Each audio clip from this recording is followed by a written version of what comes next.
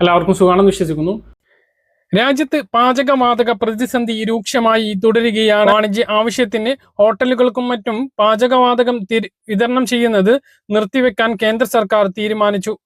പാചകവാതകം ഗാർഹിക ഉപഭോക്താക്കൾക്ക് മാത്രമായിക്കൊണ്ട് കേന്ദ്ര സർക്കാർ ഉത്തരവിറക്കി. കേരളത്തിലും LPG സിലിണ്ടർ പ്രതിസന്ധി രൂക്ഷമായ സാഹചര്യത്തിൽ ഉന്നതതല യോഗം വിളിച്ചു എന്നും പ്രതിസന്ധി മറികടക്കാൻ നടപടി സ്വീകരിക്കുമെന്നും മന്ത്രി GR അനിൽ അറിയിച്ചു.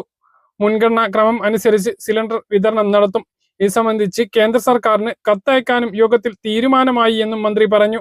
കേരളം കൺസ്യൂമർ സ്റ്റേറ്റ് ആയതിനാൽ വ്യാവസായിക അടിസ്ഥാനത്തിലെ സ്ഥാപനങ്ങളിലെ LPG പ്രതിസന്ധി പരിഗണിക്കണമെന്നും കത്തിലൂടെ ആവശ്യപ്പെടുമെന്നും മന്ത്രി പറഞ്ഞു.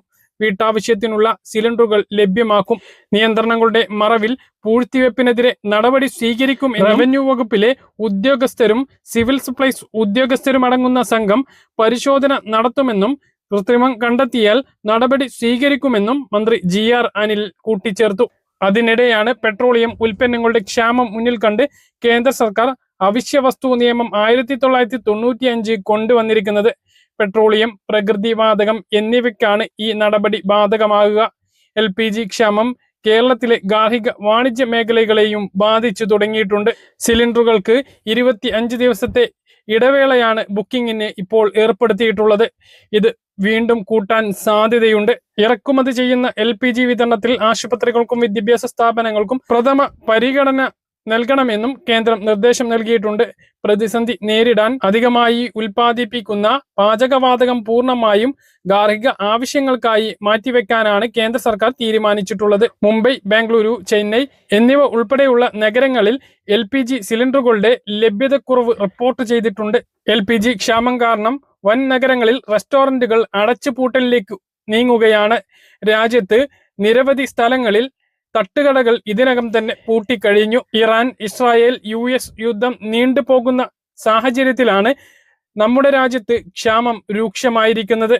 ഇതോടൊപ്പം രാജ്യത്ത് പാചകവാതക പ്രതിസന്ധി തുടരുന്ന സാഹചര്യത്തിൽ പെട്രോളിയം ഉൽപ്പന്നങ്ങളുടെ വില വർദ്ധിപ്പിക്കാൻ ഇന്ത്യൻ ഓയിൽ കോർപ്പറേഷൻ തീരുമാനിച്ചു.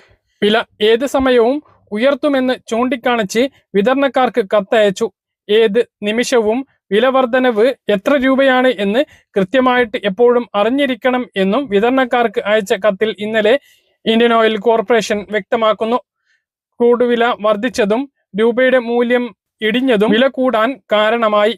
ഇന്ത്യൻ ഓയിൽ കോർപ്പറേഷന്റെ ചെന്നൈ ഡിവിഷനാണ് ഇപ്പോൾ ഈ അറിയിപ്പ് നൽകിയിരിക്കുന്നത്. കൂടാതെ ഭാരത് പെട്രോളിയവും HP-യും നിയന്ത്രണങ്ങൾ ഏർപ്പെടുത്തിയിട്ടുണ്ട്.